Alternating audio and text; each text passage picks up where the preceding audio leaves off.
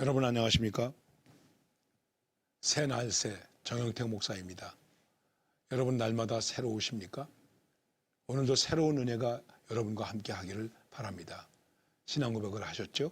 오늘은 318장 예수가 우리를 부르는 소리, 이 찬양을 찬양하시기를 바랍니다. 하나님의 말씀은 창세기 3장 8절에서 21절입니다.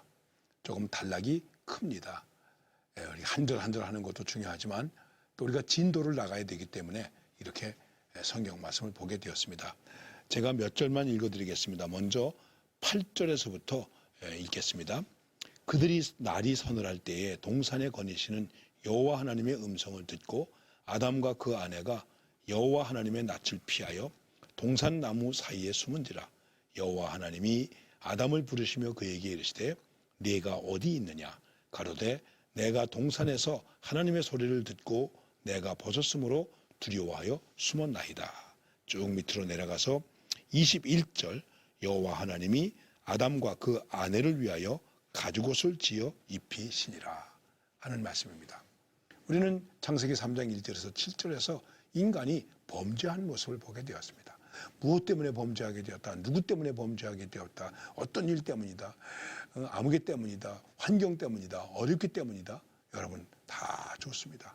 그러나 보다 더 중요한 것은 내가 왜 죄를 짓게 되었나, 내가 왜 살인하게 되었나, 내가 왜 미워하게 되었나, 내가 왜 도둑질하게 되었나, 그 나를 생각해야 된다고 하는 것입니다.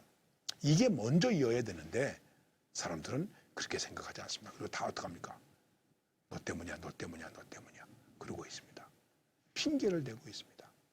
자, 아담과 하와가 범죄했습니다. 여기서 범죄한 아담과 하와의 모습을 보십시오. 어떻게 되었을까요? 숨어있는 존재가 되었다. 부끄러운 존재가 되었고 숨어있는 존재가 되었다. 하나님이 찾아올 때까지 그들은 숨어있게 되었습니다. 아담아 네가 어디 있느냐 하는 소리를 듣고서 우리가 숨어 있습니다. 이런 존재가 되었습니다. 그리고 어떻게 해서 숨어 있게 되었느냐 하나님 앞에서 하나님 제가 약속을 어겼습니다. 이렇게 하지 않고 뱀이 꼬셨기 때문에 여자가 죽었기 때문에 이러면서 핑계를 댑니다. 여러분 인간은 핑계의 전문가입니다. 여러분과 저는 핑계의 전문가입니다. 그래서 그런 말도 하죠. 핑계 없는 무덤이 어디 있는가. 핑계를 대려고 들면 얼마든지 댈 수 있죠. 다 핑계를 대고 있습니다.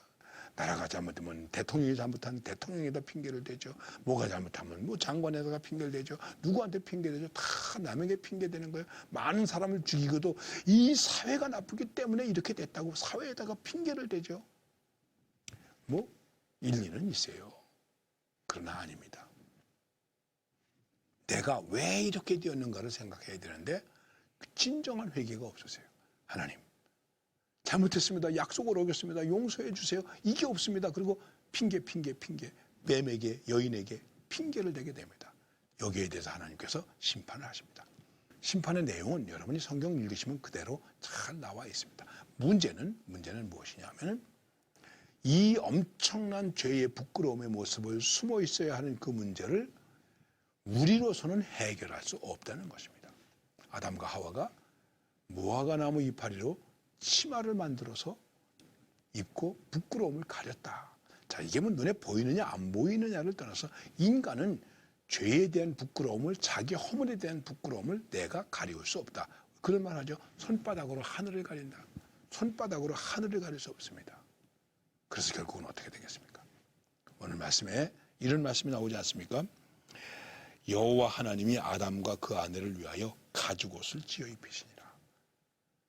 아담과 하와의 부끄러운 모습을 가죽옷을 해 입히셨다는 것입니다. 무화과 나무 이파리로 만든 옷은 글쎄 이거 초미니스커트라고 얘기할 수 있을까요? 여기서 이 가죽옷이라는 것은 롱코트를 말하는 것입니다.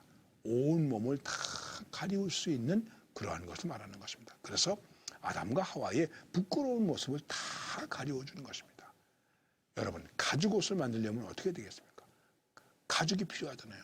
그럼 가죽을 만들 짐승을 죽여야 되잖아요. 그렇죠? 대개 이게 뭐겠습니까? 양일까요? 염소일까요? 어쨌든 한 짐승이 죽었다. 죄 없는 게 죄진 사람 때문에 죽었다. 이게 하나님께서 우리에게 허락하신 구원의 첫 원형적 모습이다. 이렇게 말할 수 있습니다. 물론 3장 15절의 말씀에 보면은 이런 말씀이 있습니다.